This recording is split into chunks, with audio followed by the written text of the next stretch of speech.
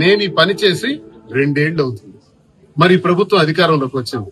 ఆ single water తోనే అసలు ఈ హాస్పిటల్ 200 బెడెడ్ హాస్పిటల్ ఇది. మేము ఆ రోజు 100 బెడెడ్ హాస్పిటల్ కింద ఇది పూర్తి చేశాం. మరో 100 బెడెడ్ హాస్పిటల్ కింద మీరు అప్గ్రేడేషన్ చేయాలి, చేయలేదు. అసలు అప్గ్రేడేషన్ చేయడానికి ఫెసిలిటీసే లేవు కదా, కనీసం నీటి సరఫరా లేదు కదా. నేనిచ్చిన ఒక్క బోర్డుతోనే ఈ ఆసుపత్రి నిర్వాహకం జరుగుతుంది కదా. దిక్కుమాలిన స్థితిలో ఉన్నారా? మంత్రి నిద్రపోతున్నాడా? గాడిదలు కాస్తున్నాడా? అసలు మంత్రి అహంకారంతో రెచ్చిపోతున్నాడు. వాళ్ళింట్లోనే కేంద్ర మంత్రి, వాళ్ళింట్లోనే రాష్ట్ర మంత్రి. మాకెవడేం పీకుతాడు? మాకెవడైనా ఏం చేయగలడు? మా ఇష్టం. వచ్చేవాడికి చిరాకు పట్టం. నువ్వెందుకు వచ్చారా, బయటకు పోరా అంటాం. ప్రజల సమస్యలు పరిష్కరించలేదు. ప్రజల సమస్యల కోసం వస్తే పట్టించుకునే నాదుడే ఈ రోజు లేడు టీడీపీలో, కూటమి ప్రభుత్వంలో. ఈ దుర్మార్గమైన పరిస్థితుల్లో ప్రజలందరూ ఇచ్చినటువంటి వినతుల మేరకు నేను ఈ రోజు హాస్పిటల్కి వచ్చి చెక్ చేశాను. ప్రతి వార్డు చెక్ చేశాను. ప్రతి పేషెంట్ ని నేను స్వయంగా వెళ్ళి కలుసుకున్నాను. ప్రతి డాక్టర్ తో కూడా మాట్లాడాను. డిసిహెచ్ గారు కూడా వచ్చారు. సుమారు 153 మంది ఉండవలసినటువంటి స్టాఫ్ ఈ రోజు 34 మంది కనీసం లేరు. నర్సింగ్ స్టాఫ్ అయితే పూర్తిగా లేరు. కార్డియాలజీ విభాగానికి సంబంధించి డాక్టర్లే లేరు. జిల్లా కేడర్ హాస్పిటల్లో కార్డియాలజీకి అత్యవసర పరిస్థితుల్లో వస్తారు. నేను తీసుకున్న రిపోర్ట్స్ ప్రకారం ఓపీ షీట్స్ ను కూడా, నేను ఓపీ ఫైల్స్ ను కూడా స్టడీ చేస్తే రోజుకు సుమారు 450 నుంచి 500 మంది వరకు ఇక్కడికి పేషెంట్స్ వస్తున్నారు. చిన్న విషయం కాదు ఇది. ఇంతమంది పేషెంట్స్ వస్తే ఒక్కొక్క విభాగానికి వాళ్ళకి పంపిస్తే ఒక్కొక్క విభాగంలో గైనిక్కే ఇంచుమించు 80 నుంచి 90 వరకు అవుతున్నారు. ఎక్స్రేస్ తీయాలంటే కనీసం 100 మంది అవుతున్నారు. ఎక్స్రేస్ కనీసం రోజుకు 100 మందికి తీయాలంటే ఒక్క మెషిన్ ఉంది. అందులో స్టాఫ్ 2 మాత్రమే ఉన్నారు. ఒక ఎక్స్రేతో మీరు ఎంతమందికి మీరు ఎక్స్రే తీయగలుగుతారు ఒకే ఎక్స్రే మిషన్ తో? అలాగే డయాలసిస్ కు చూసినప్పటికి 13 ఉన్నాయి. మరొక 8 అయినా కావాలి. అసలే కిడ్నీ పేషెంట్స్ ఎక్కువగా ఉన్నటువంటి ప్రాంతం ఇది. డయాలసిస్ కోసం వచ్చి తీవ్రమైనటువంటి ఇబ్బందుల్లో ఉన్నారు. కూర్చున్న పేషెంట్స్ కు ఫ్యాన్ కూడా లేదు. సఫోకేషన్ లో వాళ్ళకి పెట్టేస్తున్నారు. అప్పటికే ప్రాణాలు పోయే స్థితిలో డయాలసిస్ పేషెంట్స్ ఉన్నారు. వాళ్ళని తీసుకెళ్లి ఆ బెడ్ మీద వేసి ఆ డయాలసిస్ చేసేటప్పటికి ఏ సాయంత్రం అవుతుంది. ఒకవేళ డయాలసిస్ పేషెంట్ ఆయాసంతో రావాలంటే ఫెసిలిటీ లేదు. 108 పూర్తిగా నాశనం అయిపోయింది. 108 సేవలు లేవు. హాస్పిటల్ కి అంబులెన్స్ లేదు. మంత్రి, ఏం చేస్తున్నావా నువ్వు? అంబులెన్స్ కూడా ఇచ్చుకోలేవా నీ కాన్స్టిట్యున్సీలో? నీ కాన్స్టిట్యున్సీలో కేంద్ర మంత్రి, రాష్ట్ర మంత్రి రామ్మోహన్ నాయుడు, అచ్చెన్నాయుడు ఉన్న కాన్స్టిట్యున్సీలోని ఇంత దౌర్భాగ్యమైన పరిస్థితులు ఉంటే రాష్ట్రంలో ఏ దిక్కుమాలిన పరిస్థితులు ఉన్నాయో అంచనా వేయచ్చు.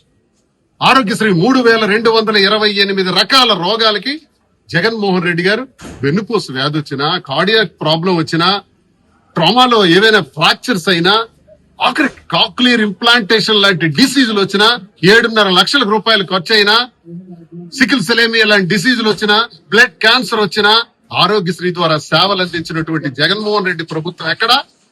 ఆ ఆరోగ్యశ్రీ సేవల్లో సుమారు 1500 రోగాలను తీసిపడేసినటువంటి ఈ ప్రభుత్వం ఎక్కడ? ఆరోగ్యశ్రీ కోసం ఒక రోగి ఆసుపత్రికి వెళ్తే మీకు ఆరోగ్యశ్రీలో ఈ రోగం లేదు, మేము నయం చేయలేం, ఫీజు కట్టి మీరు ఆపరేషన్ చేయించుకోండి అంటున్నారు. ఏం చేయాలా? ఎక్కడికి పోవాలి? ఈ ఆసుపత్రి ఇంత దౌర్భాగ్యమైన పరిస్థితిలో ఉంటే ప్రతిదీ కూడా రిఫర్. పేషెంట్ రాగానే రిఫర్. ఎందుకండి దీనికి జిల్లా ఆసుపత్రి అని పేరు పెట్టాలి? రిఫరల్ హాస్పిటల్ అని పేరు పెట్టండి.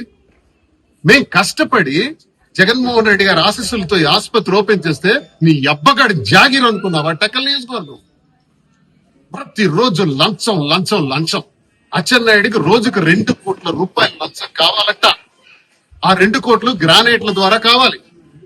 ప్రతి క్వారీ నుంచి ఉచితంగానే బ్లాక్లు కావాలి. రైస్ మిల్లర్స్ నుంచి 10% కావాలి. హాస్పిటల్ నుంచి ఫార్మాలిటీస్ కావాలి. ప్రతి వ్యక్తి దగ్గర కూడా ఉద్యోగాల పేరుతో లంచాలు కావాలి. రోజుకు 2 కోట్లు వస్తేనే నిద్రపోతాడు. ఇలాంటి దౌర్భాగ్యమైన మంత్రి ఈ టెక్కలి నియోజకవర్గానికి, శ్రీకాకుళానికి, ఈ రాష్ట్రానికి ఉండడం మా దౌర్భాగ్యం, మా కర్మ. ఈ రోజు భరించలేకే నేను ఇక్కడికి వచ్చాను. శానిటైజేషన్ పరిస్థితి అయితే చాలా దారుణంగా ఉంది. కిలోమీటర్ వరకు వాసన కొడుతుంది. రోగుల పరిస్థితి ఏంటి? రోగుల కోసం వచ్చిన అటెండెన్స్ పరిస్థితి ఏంటి? ఆసుపత్రిలో ఉండే డాక్టర్స్ పరిస్థితి ఏంటి? ఇంత దౌర్భాగ్యమైన పరిస్థితుల్లో మరి క్లీనింగ్ లేదు, శానిటైజేషన్ దౌర్భాగ్యంగా ఉంది. వాటర్ సమస్య చాలా తీవ్రంగా ఉంది.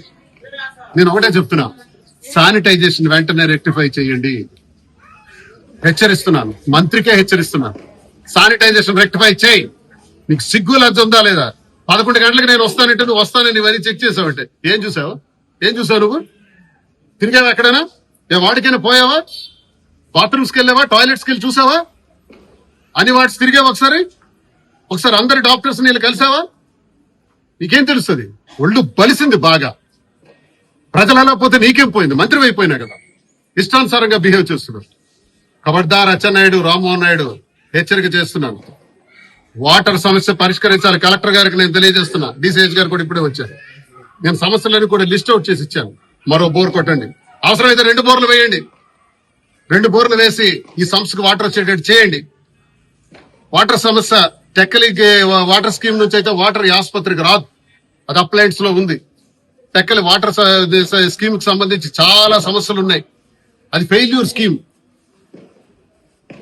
ఆ స్కీమ్ నుంచి ఇప్పుడు వాటర్ రావాలంటే రాదు. నేను కోరేదంతా కూడా వంశధార కాలువ పక్కన నేను వేసిన బోర్ పక్కనే మరో 2 బోర్లు వేయండి. బోర్లు వేసి సోలార్ సిస్టమ్ పెట్టండి. 2 HP మోటార్ కి సోలార్ సిస్టమ్ పెట్టి పంపింగ్ చేయొచ్చు. పంపింగ్ చేస్తే సంప్స్ లో వాటర్ వస్తుంది. సంప్స్ క్లీనింగ్ లేదు, విపరీతమైన డస్ట్ ఉంది. ఈ వాటరే ROR కి వెళ్తుందట, అక్కడ అది ఫిల్టర్ అయి వస్తుంది అని అంటున్నారు. RO సిస్టమ్ కూడా టోటల్ డ్యామేజ్ అయిందని విన్నాను. వాటర్స్ సక్రమంగా అక్కడ కూడా మురికి నీరు వెళ్తుందని విన్నాను. ఇవన్నీ కూడా చాలా దారుణమైన పరిస్థితుల్లో ఈ టెక్కలి జిల్లా ఆసుపత్రి ఈ రోజు ఉంది. దీన్ని రెక్టిఫై చేయాలని నేను డిమాండ్ చేస్తున్నాను.